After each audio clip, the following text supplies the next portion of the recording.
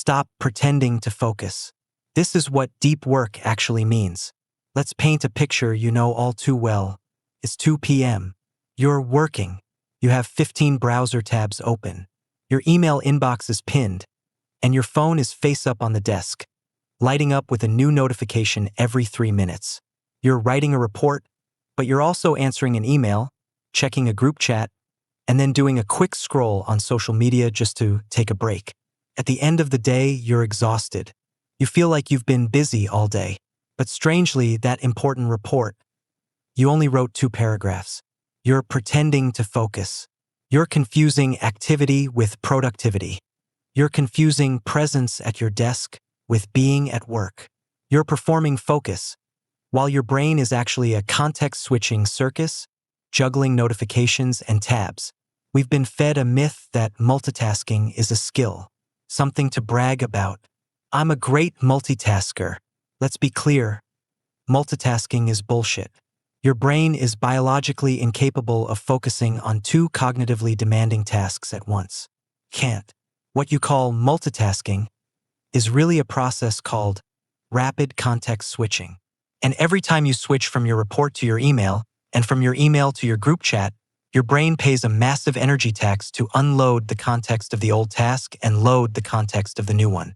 It's like turning your car off and on again every time you shift gears. It's incredibly inefficient, and it fries your cognitive capacity. You're not doing 2 things. You're failing at 2 things. You think you're saving time, but you're leaking your most valuable resource: attention. So what is deep work? Deep work is not a feeling. It's not motivation. It is a system. Deep work is the ability to focus without distraction on a single, cognitively demanding task for an extended, uninterrupted period. It's the state where you push your cognitive capabilities to their limit. You're not replying. You're creating. You're not checking. You're building. Why is this so important? Because in our new economy of shallow work, answering emails, sitting in meetings, clicking like, the ability to go deep is becoming incredibly rare. And just like presence, which we talked about last time, because it is rare, it is extremely valuable. You cannot solve a complex problem, write a great novel, or master a difficult skill by pretending to focus. You have to go deep. Here's the good news. You don't need to be in deep work for 8 hours a day. You can't. You'd fry your brain. We apply the 80-20 rule again. 80% of your value comes from 20% of your work, and that 20% is almost always deep work. It's the strategy report, not the 50 emails you replied to. It's the core piece of code, not the useless status meeting. It's the deliberate practice, not the 3 hours of passively watching tutorials.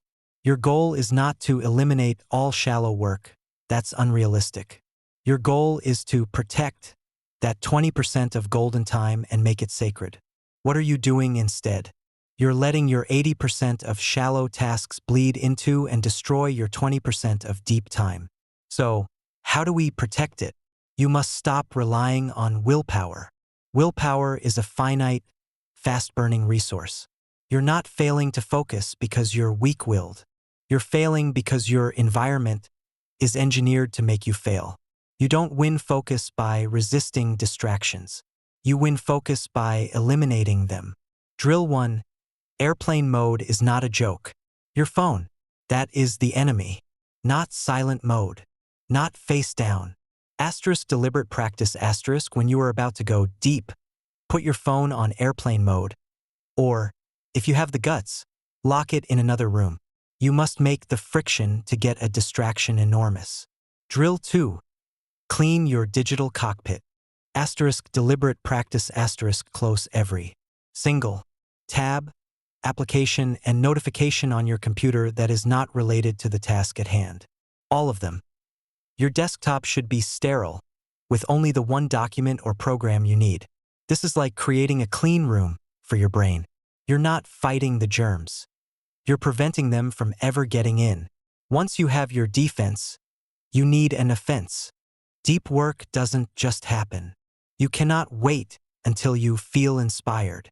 You must schedule it, just like a dentist appointment.